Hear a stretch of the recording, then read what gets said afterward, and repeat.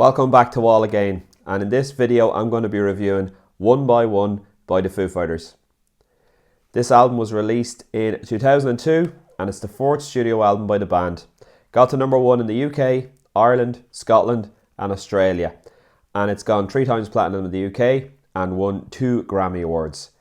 Released through Roswell Records, which is of course Dave Grohl's own personal record label. Producer for this one was Nick Raskulinecz, who is a fantastic producer. He's worked with Rush, Korn, loads more great rock and metal bands.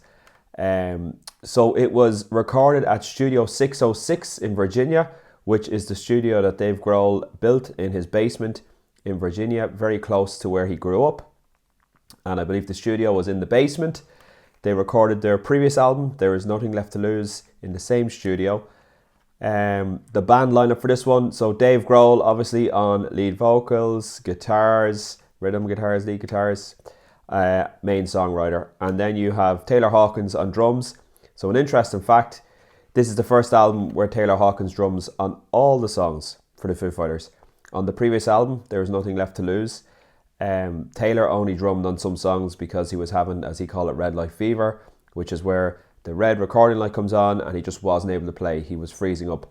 Plus he had the pressure of Dave Grohl looking over his shoulder. So Dave Grohl recorded half the drums on There Was Nothing Left to Lose and Taylor Hawkins recorded the other half. But on this album, One by One, Taylor Hawkins records all the drum tracks. Chris Shiflett was brought in to the band shortly before recording this album. So he takes up the guitars, the extra guitars, lead guitars, whatever you want to call it, on the album.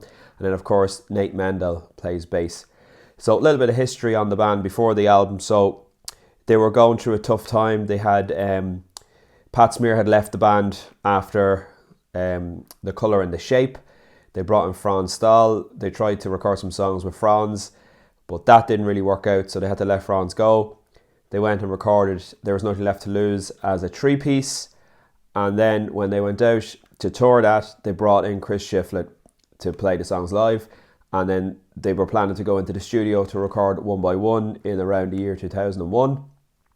But Dave was getting sick of Foo Fighters, and Josh Homme asked him if he wanted to play drums on the Queens of the Stone Age album, Songs for the Deaf, which I'll be doing a review on as well in the next few weeks. So stay tuned for that one.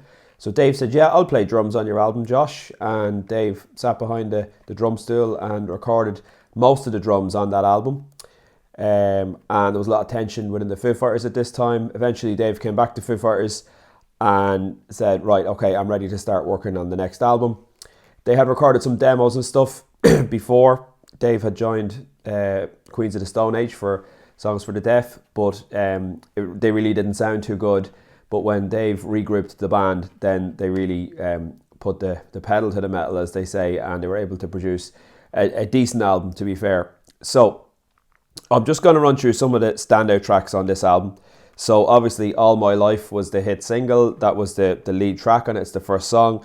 To be honest, it's a great song. Really heavy rock grunge song.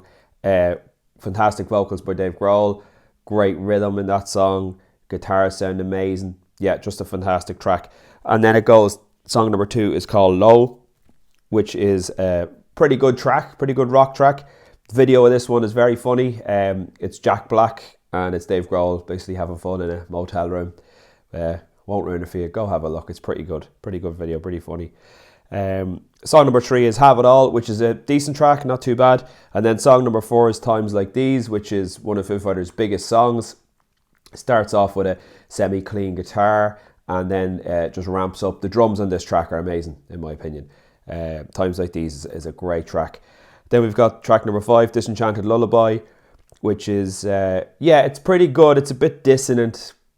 Probably not a song I listen to that often, if I'm being honest, and I probably would skip it on this album. Song number 6 is Tired of You, which is a very sort of dark song, to be honest, and it's all like it's limited instrumentation in this one. It's mostly guitar, I think, but yeah, it's okay, it's not bad. Song number 7 is Halo, which is a good track. And then we have number 8, Lonely As You. Not a great song. It's okay. I think we're getting onto filler at this stage. Song number 9 is Overdrive. Again, I see that as filler. Song number 10, Burn Away. again, filler, and it ends quite strong. Come Back is a great song number 11, and it goes on for a long time, but to be honest, it is a good track. It's well thought out, well written. But yeah, all in all, it's a decent album. Not one I reach for very often. There's a lot of filler on this album, to be honest. It's very well produced by Nick Raskulinecz, but I think when you strip it back and you look at like the songwriting and stuff like that, definitely not Foo Fighters' strongest album. I'd say it's probably not even in their top 5. But yeah, look, it is a decent sounding album, some good tracks on it. But yeah, I'd be interested to hear what you guys think of this one by One by Foo Fighters. So look, let me know in the comments, what do you think of this album?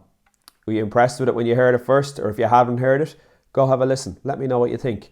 I'd really appreciate if you liked the video. And also, if you haven't already subscribed to my channel, if you could please hit the subscribe button, as it really helps out my channel. And I greatly appreciate that. Okay, talk to you on the next one. Bye now.